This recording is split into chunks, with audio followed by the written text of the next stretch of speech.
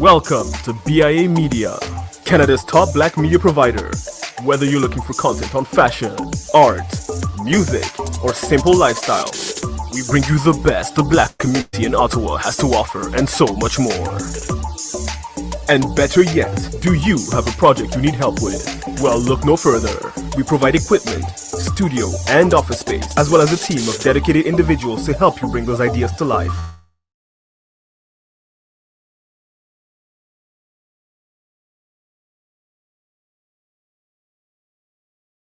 So information on how to contact us and start creating today. Media your way.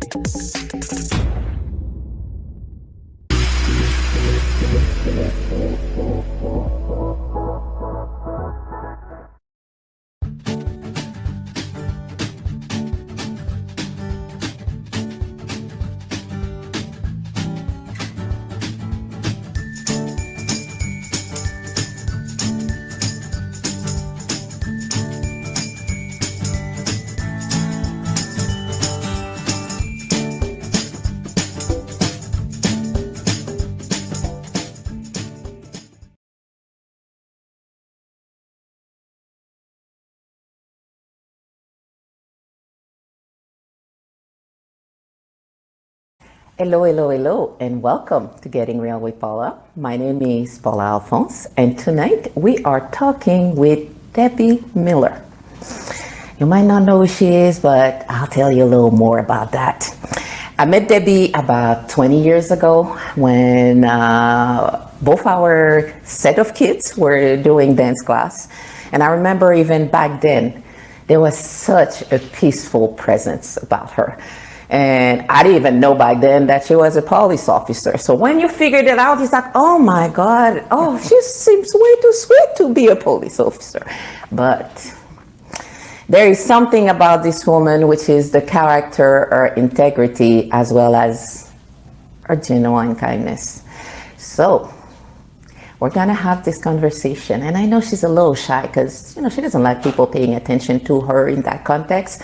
So we're going to try and forget about the camera and have a genuine conversation. So, good evening. Good evening, Paula. Thank you for having me. My pleasure, my pleasure, my pleasure. Can you give us a little bit of information as to who you are, what you do, and what brought you to this conversation? Great question. Who I am. I'm a mother. I'm a sister. I'm a wife. I'm also a police officer. A photographer. I wear many hats. I can start off by saying that I'm originally from Jamaica. My mother decided that she wanted to come to Canada and bring her children here for a better life. And so I've been here for a long time. Grew up in the west end of the city. I must say that I also come from a long line of strong, independent women. Myself and my three brothers came with my mother to Ottawa. And as you can imagine, being an only girl in the family, I had to put my shoulders up straight and put my elbows out to make my own space.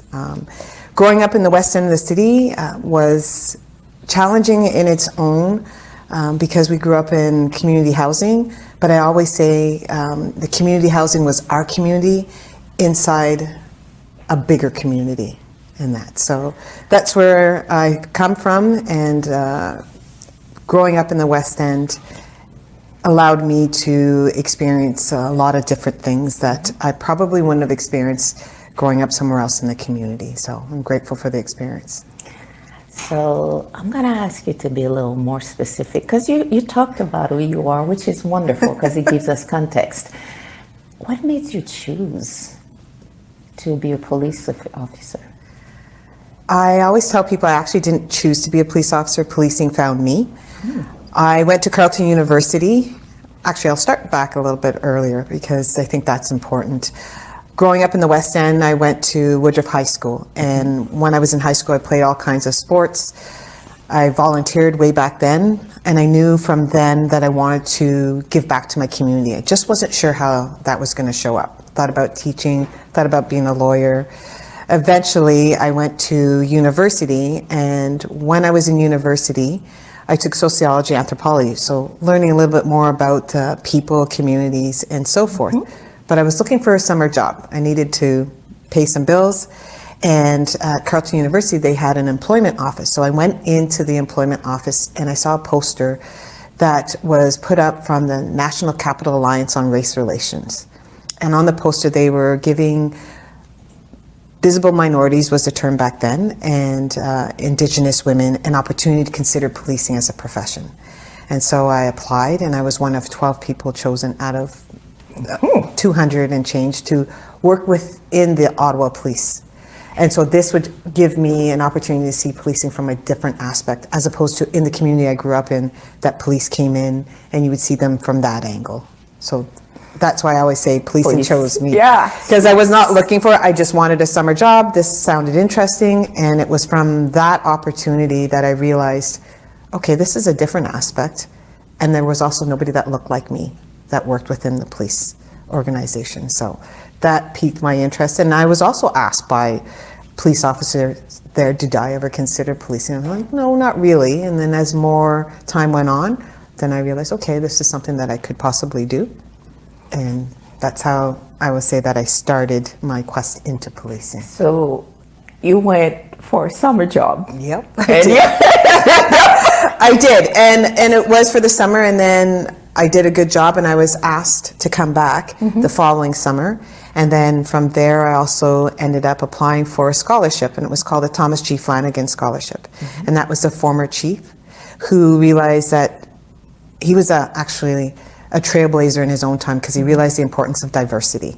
And so being the first recipient of that scholarship, that actually solidified my interest into policing. So I completed my university and I ended up working with Ottawa Police full-time as a civilian, and then eventually got hired in 1994 as one of 5 black female officers ever hired by Ottawa Police back then. What were some of your hopes and dreams when you started? I was very young when I joined, and so when I was joining, my whole purpose was to make a difference in my community, help keep the community safe, also be a part of change that needed to happen. Because again, even up until this day, 30 years later, we're still looking at a poor relationship with the racialized community, the black community, and police. So I wanted to be able to contribute to educating police officers, as well as bridging the gap between our community and the policing community. I'm going to ask you about what are some of those common public health misconceptions about the job that you do? I think the biggest one is that we're all in it for the money and the power. And I always say you couldn't pay people enough money to run towards gunfire, to go knock on somebody's door at 2 o'clock in the morning to tell them that a loved one was killed, or go to do a wellness check. And once you get to the residence, you realize that the person has passed away and they've been there by themselves. So, and also seeing things that most people will never see in their lifetime. So the amount of money could never cover that. I think most people, and I can speak for myself, going into this profession, it was to work with my community to make it a better place, and to be there when people are in their worst moments, the lowest point in their life, and to be able to help them see that there is light at the end of that tunnel. You know what? I'm listening to you, and my brain is going into all of those things that you must have seen, and I know you're not going to share all of them or many of them with us. I don't think that never was a thought that came to my mind in terms of money, because I don't even know how much they're paying you, and it doesn't matter. For me, even if you were to give me $1 million a day, I would still not be doing that job. So thank you. Whatever they're paying you, it's way more than the stress that most of us would handle. In hindsight, as you're getting ready to retire from the public service, what are some of those thoughts, or I would say advice, you would want to give other women entering the police force? I think the biggest one I would give is that you deserve to be there.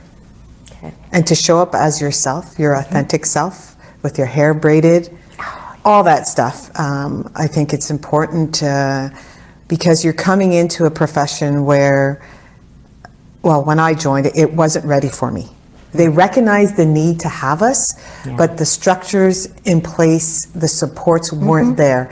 And going into it, I realized early on that it wasn't there, and that it was my responsibility, along with my other co-workers, to build that space for us. And so coming in, knowing that you belong, to be your authentic self, and to use your voice early. For me, I developed that later on as I became more comfortable in understanding the profession. Then my voice came with it. And as I got older, I really didn't care that people didn't want to hear it. I knew that it was necessary for it to be heard. And so sitting at those tables is making space at that table. And if the table's not there, building that table and inviting others to come and join. So that's the advice I would give them. Thank you.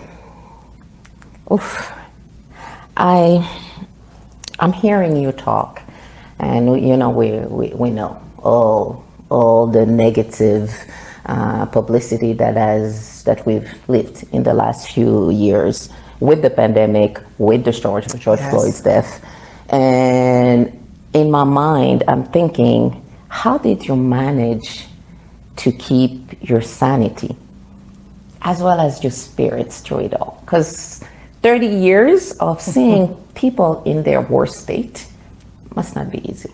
No, but I also saw people in a good state as well once they were able to get the help that they needed. Okay. So you get to see that you actually made an impact. Okay. And then building the trust within the community, volunteered in the community while I was policing, when I was off, and I made sure to bring my kids with me. I have two daughters, so that they understood the importance of being a part of their community and making a difference.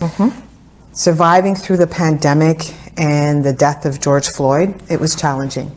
I will say that when George Floyd was unjustly murdered, that changed. I knew that would change policing in our community and communities across the world.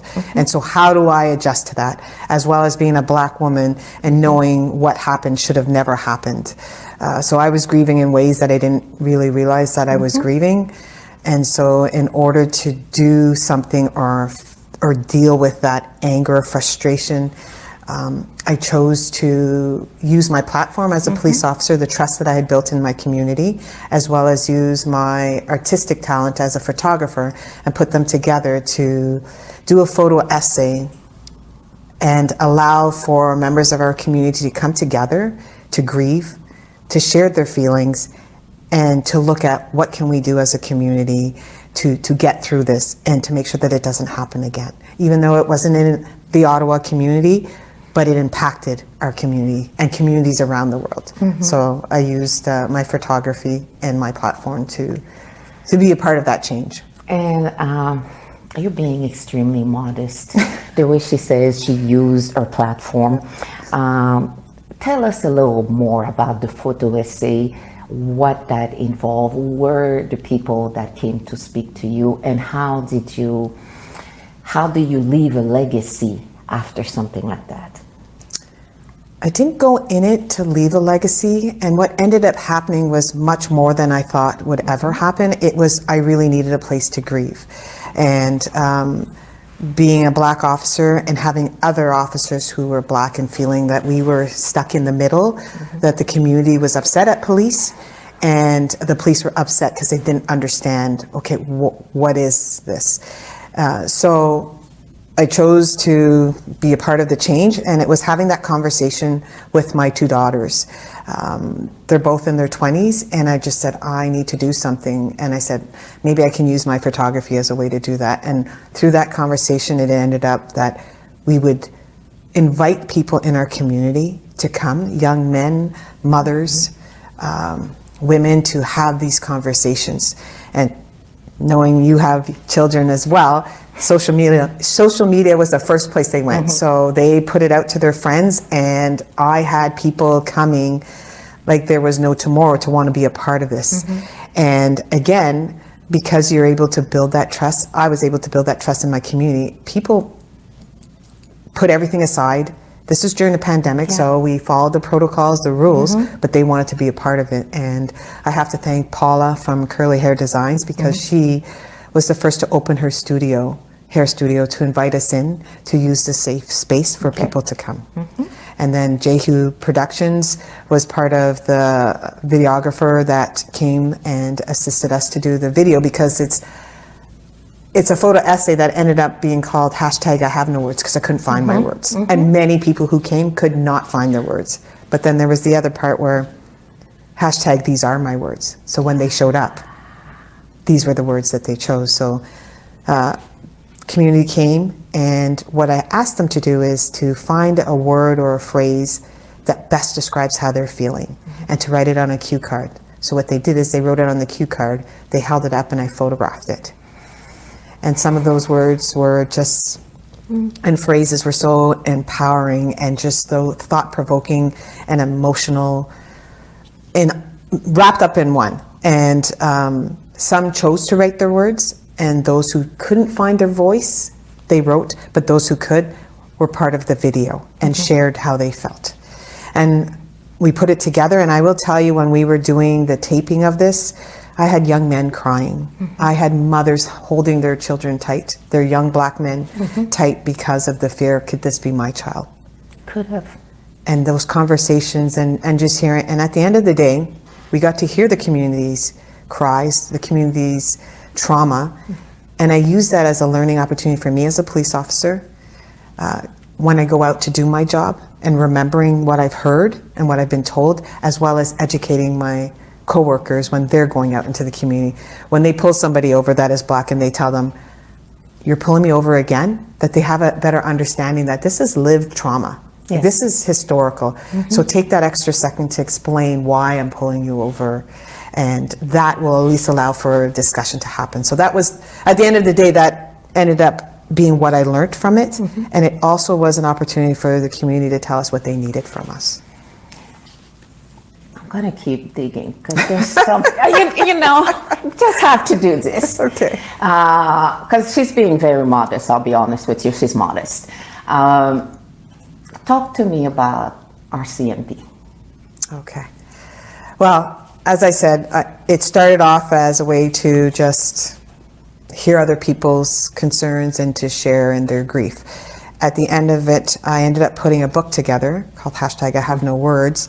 And it was a book that had all the photos in it. It had the different quotes from community members who couldn't be part of the photography portion, but sent in their comments.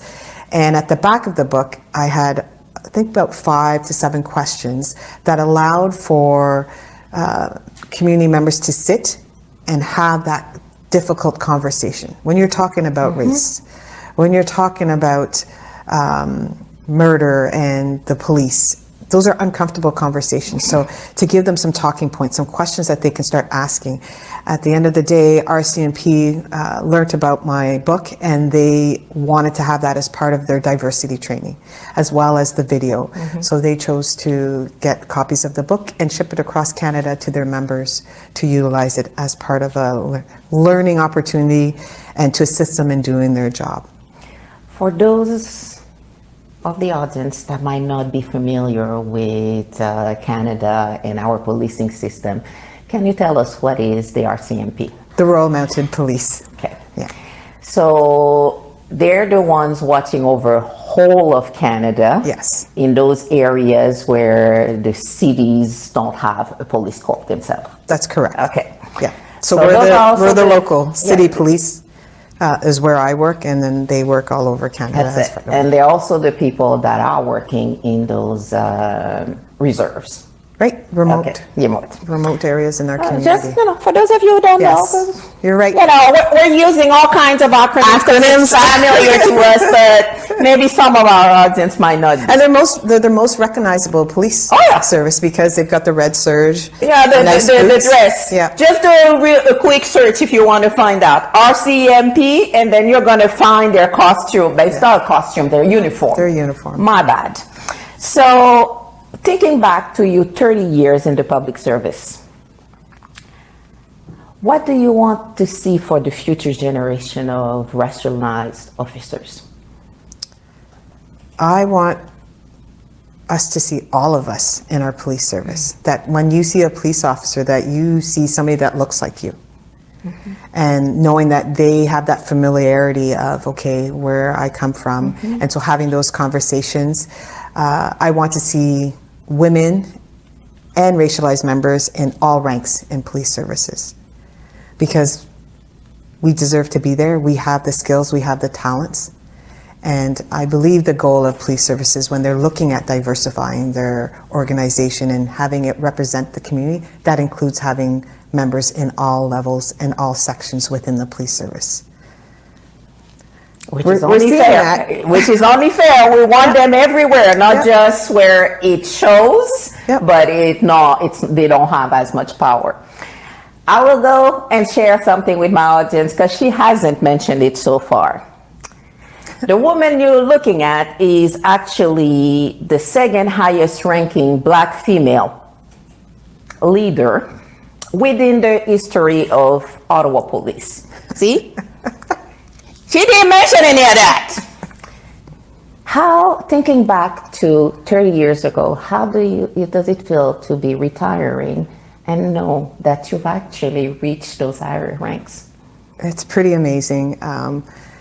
If I can go back to talk about the women that have been in my life, my mother is my role model. She set the groundwork for me, so there was no failing, I would say, because she set, not optional. It wasn't optional. She set the bar pretty high, and she raised 4 children full-time, obviously, went to school full-time to become a nurse as well, worked full-time. And so when she got her nursing degree, she was 50. And she got her driver's license, she was 50. And here I am at the age of 50, and I'm retiring from my career when she was beginning her career. So I will say she set that example so that I could work hard early on to be able to retire at this age and to go on to do other things should I choose to do other things. So I think that's important when we talk about role models and looking at them and their contribution. It was because of what I saw, what she represented to me, that I was able to get to where I am, as well as with family, my community supporting me. And I think the other thing I would say that I learned early on in my career is that my fellow co-worker who is Black, Isabel Granger, who is the highest ranking female officer in Ottawa Police. I was going to come there. Yeah. Thank you for mentioning it, because there's 2 of them for us here. She was a mentor to me. We went through difficult times together, but we stood together. And her success was my success, and all other women who look like me coming up success. So we weren't competing against each other, we were supporting each other. And I think that's important, because a lot of the times when you have women, and there's not many of us in senior positions, that we think that we're competing against each other. We're not. Your success is my success. And I think if we move that way and we understand that, and that you develop that trust and understanding, that you're setting the groundwork for everybody else who comes up after you. The bar is high. I'm just saying, the bar is high. And I like the fact that the bar is high, because each generation should be able to go further than the one before. Absolutely. And if we're able to teach our kids that their dreams, their hopes are achievable, it makes for a better world for everyone.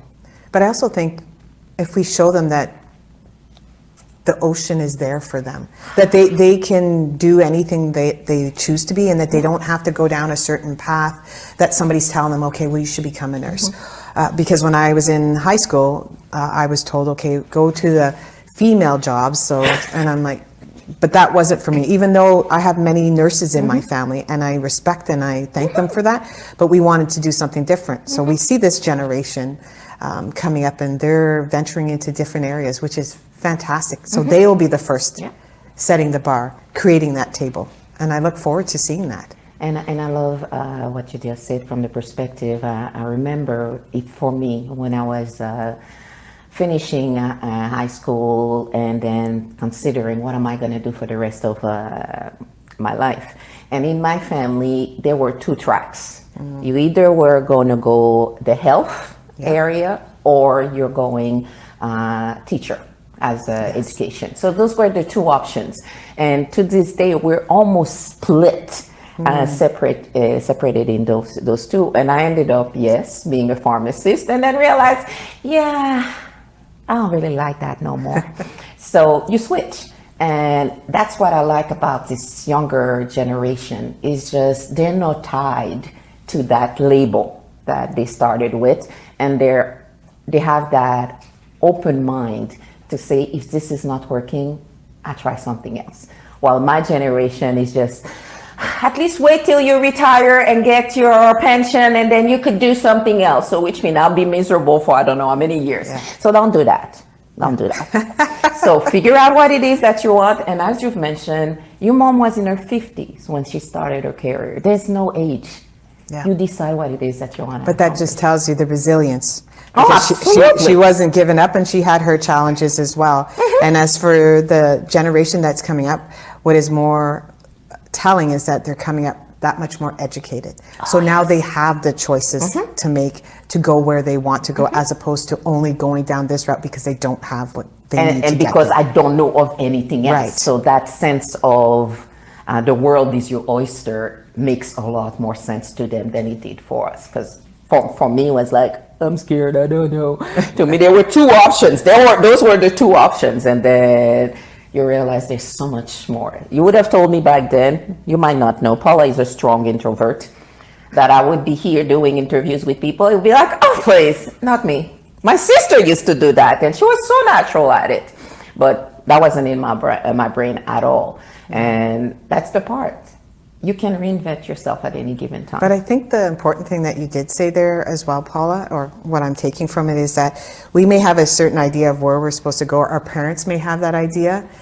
When I was joining policing, my family didn't want me to join policing. They were surprised I was going there, and so they had to get used to having me as a police officer. And I always tell the joke that my mom would ask me throughout my career, are you sure this is something you want to do? And then when I told her I was retiring, she says, are you sure this is something you want to do? So, but she supported, and she supported me. And I think as parents, that's one of the things that we have to realize, is that we may want our kids to go down a certain path, but they may not want to go that way. Yeah. And so how do we show up for them and encourage them to follow their dreams and support them that way? So she followed me. She questioned me along the way. So did my brothers. Yeah. But at the end of the day, anything that I did, they supported me. Definitely. I'm all about boundaries. You know this by now. So I'm going to ask, and I think I might have some idea, but we'll see. What boundary have you implemented in your personal and whole professional life that has allowed for you to grow as the person that you are? So I'll be honest, because my kids will be watching this, and they're going to tell you that I have no boundaries. Because I take calls late at night from community members and so forth. So I'm learning as I go, even 30 years along the line. But what I am realizing is that if I'm not healthy, if I'm not rested, then I can't support other people. So it's setting those timelines and those boundaries. Is it an emergency that I have to call back? Or can I wait and call you back another day? As well as I work out. I do my physical fitness to keep my mind healthy and body healthy, as well as I do my photography. So I find that time and I squirrel it away, and I will leave the phone on mute, because I use my phone as well as part of my photography as I move along and throughout the community. But really learning how to be just with myself. I'm a work in progress. For sure. So there's lots of words from my mouth. Yes, we are all work in progress, and there's nothing wrong with it. And it's the part where on the outside, I can look at you, and in my mind, like, she is such a masterpiece. But even as a masterpiece, we're still work in progress. We still have things, and that's what makes life still interesting, at least to me. If it was, okay, now we're done, I've done everything I needed to do, it's just like, what's left? So no, need to figure out something else. Yeah. So thank you for sharing. So moving on to the next stage of your life, what would be some of the key messages you would want to leave with our listeners? I would say enjoy life. enjoy the blessings that you have, that you can move, that you can get up, that you have a roof over your head. As I've said before, I've been in a profession where I've seen people at their worst, where they lost everything. And I would say that policing has taught me to really appreciate the life that I do have.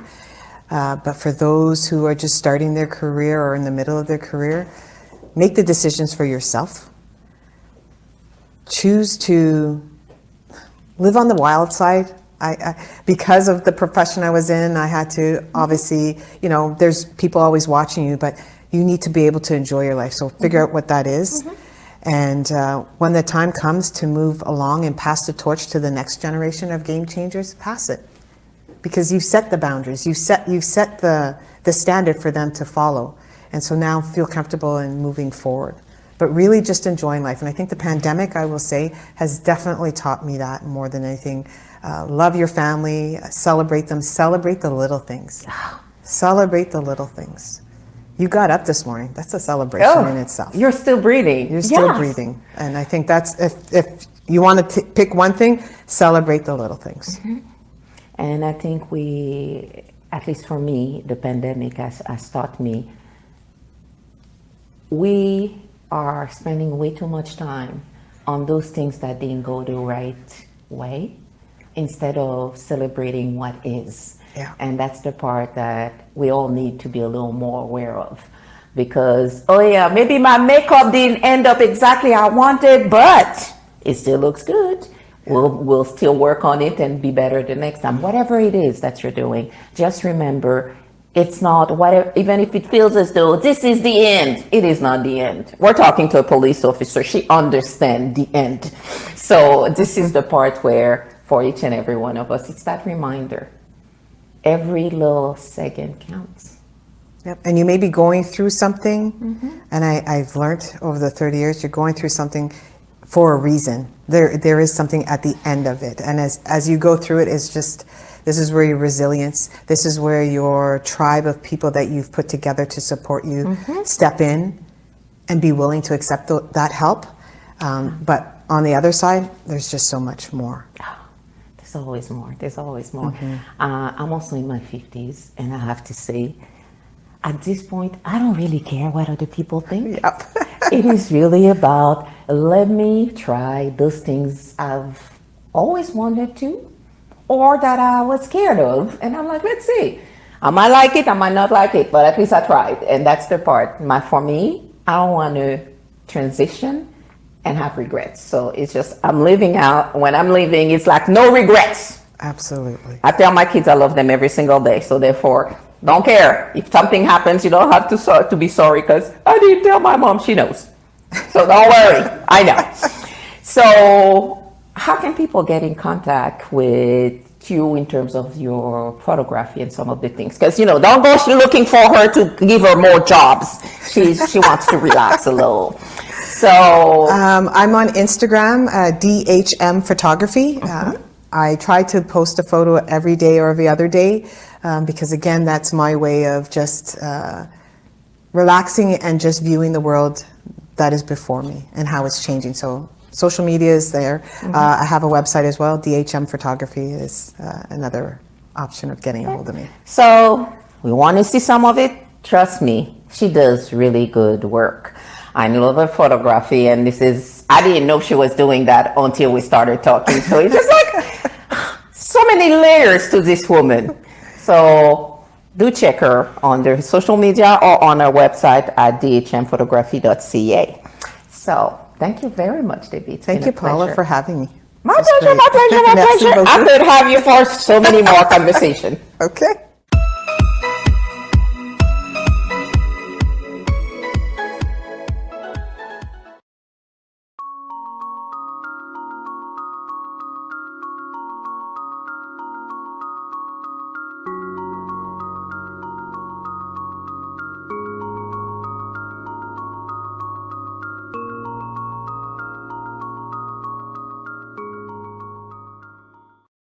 Ottawa's Black Business Alliance, a place where you can learn to be your own person and build the future you want for yourself.